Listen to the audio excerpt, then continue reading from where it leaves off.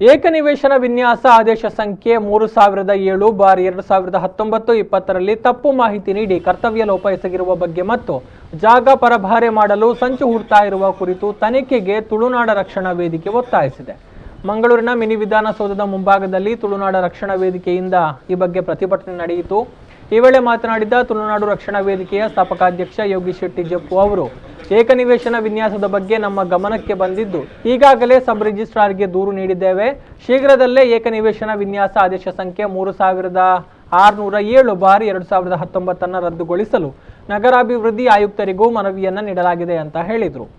ಯಾಕೆಂದರೆ ಇಂಥ ಒಂದು ಪರಿಸ್ಥಿತಿಯಲ್ಲಿ ಚಿಕ್ಕ ಚಿಕ್ಕ ಮನೆ ಕಟ್ಟುವವರಿಗೆ ಸಮಸ್ಯೆಗಳನ್ನು ಮಾಡ್ತಾರೆ. ಅದೇ ಬೇರೆಯವರಿಗೆ ದೊಡ್ಡವರಿಗೆ ಅನುಕೂಲ ಮಾಡುವ ದೃಷ್ಟಿಯಿಂದ ಸಹಾಯ ಮಾಡುವಂಥ ಪ್ರಕ್ರಿಯೆ ನಡೀತದೆ. ಇಂಥದ್ದು ಹಲವಾರು ಪ್ರಾಪರ್ಟಿ ಕಾರ್ಡ್ ಆಗಿರ್ಬೋದು, ಹಕ್ಕುಪತ್ರ ಆಗಿರ್ಬೋದು, ಸಿಂಗಲ್ ಔಟ್ ಬೇರೆ ಸಂದರ್ಭದಲ್ಲಿ ಸಾರ್ವಜನಿಕರಿಗೆ ತೊಂದರೆ ಆಗ್ತದೆ. ಅದರ ಬಗ್ಗೆ ಜನರಿಗೆ ಸಮಸ್ಯೆ ಆಗದ ರೀತಿಯಲ್ಲಿ ಸಂಬಂಧಪಟ್ಟ ಅಧಿಕಾರಿಗಳು ಕ್ರಮ ತಗೊಳ್ಬೇಕು. ಅದೇ ಎಲ್ಲಿ ಕೂಡ ತಪ್ಪಾಗಿದೆ, ಇಲ್ಲಿ ರೆಕಾರ್ಡಲ್ಲಿ ಅದಲು ಬದಲು ಮಾಡುವಂಥದ್ದು, 20 ಫೀಟ್ ಜಾಗವನ್ನು 25 ಮೀಟರ್ ಅಂತ ತೋರಿಸುವುದು, ಬೇರೆ ರೀತಿಯಲ್ಲಿ ಅವ್ಯವಹಾರಗಳು ನಡೀತದೆ. ಅದರ ಬಗ್ಗೆ ಇಂಥ ವಿಷಯದಲ್ಲಿ ಕೂಡಲೇ ನೀವು ಅದನ್ನು ಸ್ಟ್ರಿಕ್ಟಾಗಿ ಆ್ಯಕ್ಷನ್ ಅಂತ ತಗೊಳ್ಬೇಕು. ಅದಕ್ಕೋಸ್ಕರ ಅದನ್ನು ನೀವು ಕೇರ್ಲೆಸ್ ಮಾಡಬಾರ್ದು ಅಂತ ಅವ್ರದ್ದು ಹೇಳಿದ್ದೇವೆ. ನಮಗೆ ಒಂದು ಭರವಸೆ ಉಂಟು, ಆದಷ್ಟು ಬೇಗ ಇದರ ಬಗ್ಗೆ ನ್ಯಾಯ ಸಿಗ್ತದೆ.